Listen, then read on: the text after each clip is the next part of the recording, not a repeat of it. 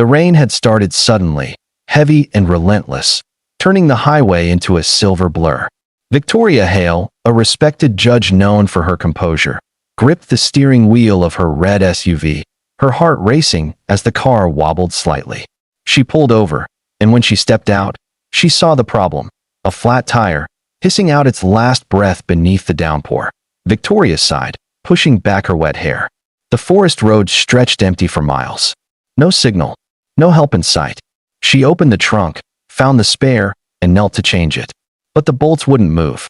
Her designer heels slipped in the mud, her hands trembled with cold, and frustration burned behind her tired eyes.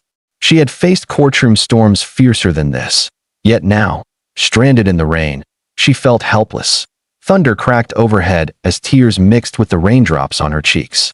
She'd left the city in a hurry, hoping a drive would clear her head after a morning filled with painful decisions, one of them being the custody case of a struggling single father accused of neglect. She'd seen hundreds like him before, pleading, promising, praying. Still, her duty was the law. Justice didn't bend for emotion. Or so she told herself. Then, from the distance, headlights cut through the rain. A beat-up old pickup truck slowed down and stopped behind her. A man stepped out, his jacket soaked, boots worn, yet his face carried a quiet strength. He looked like someone life had tested but not broken. "Need a hand, ma'am?" He called out through the rain, his voice steady but gentle. Before the story unfolds, take a second to show that kindness still matters. Cloud with rain if you believe in second chances and compassion.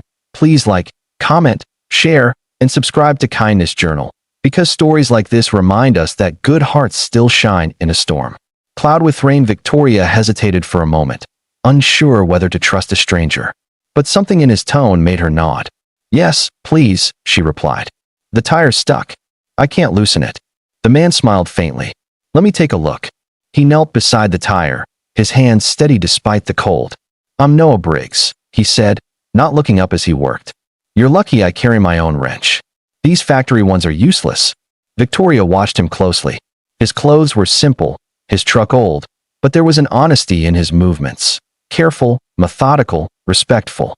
In minutes, he had the tire changed. He stood, wiping rain from his face, and gave her a reassuring smile. "You're all set," he said. "Try not to drive too fast. The roads get slick this time of year." Victoria exhaled, relief washing over her. "Thank you," she said softly. "You just saved me from a very long walk." He shrugged. "No trouble at all. I'm used to fixing things.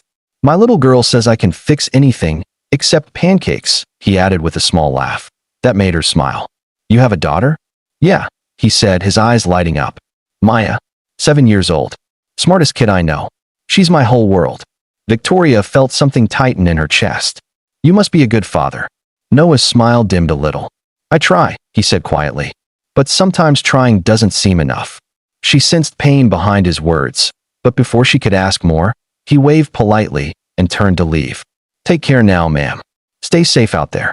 As he drove away, Victoria stood motionless in the rain, her thoughts tangled. There was something hauntingly familiar in his name. She couldn't place it, until the next morning, when she stepped into her courtroom and saw him again. Noah Briggs, the man who'd helped her in the rain, he was the father from the custody case. The shock hit her like a jolt of lightning. Her heart sank as she looked down at the file before her. The social worker's report painted a grim picture. Low income, long working hours, missed school appointments. But what the papers didn't show was the man she'd seen kneeling in the rain to help a stranger with no expectation of reward. Noah stood before her, his hands clasped nervously. He looked exhausted, wearing the same worn-out jacket, but his voice was calm when he spoke. "Your Honor, I'm doing my best for my daughter. I work 2 jobs, and I make sure she's cared for. I know I'm not perfect, but I'll never stop fighting for her." Victoria listened silently, her mind racing. In that moment, she saw not a defendant, but a father, one who would brave any storm for his child. The image of him standing in the rain replayed in her mind, and for the first time in years, she felt the line between law and mercy blur. After reviewing the evidence, she spoke gently but firmly. "Mr. Briggs, while this court acknowledges the concerns raised, it also recognizes the effort you've made to provide a stable, loving environment for your daughter. Therefore, the case is dismissed, under the condition that you participate in the family support program offered by the county. Noah's eyes widened. His voice broke as he whispered, thank you so much." Victoria gave a small nod, struggling to maintain her composure. "Take care of her, Mr. Briggs. She's lucky to have you." When he left the courtroom, relief and gratitude pouring off him like sunlight after a storm, Victoria sat still for a long time. That night, as she drove home under clear skies, she thought about how fate had woven their paths together. The man she might have judged harshly on paper had shown her more integrity than most people she'd ever met. A week later, Noah received a letter in the mail. It was from Judge Victoria Hale. Inside, a simple note read, "Dear Noah, the day you helped me in the rain reminded me that true character shows when no one's watching. You taught me that kindness is a law the world should never forget. Enclosed is a contact for a community job program. I hope it opens doors for you and Maya. Victoria." Noah sat at his small kitchen table, reading the letter over and over, tears blurring his vision. Maya ran up to him, tugging his sleeve. "Daddy, why are you crying?" He hugged her tightly and smiled.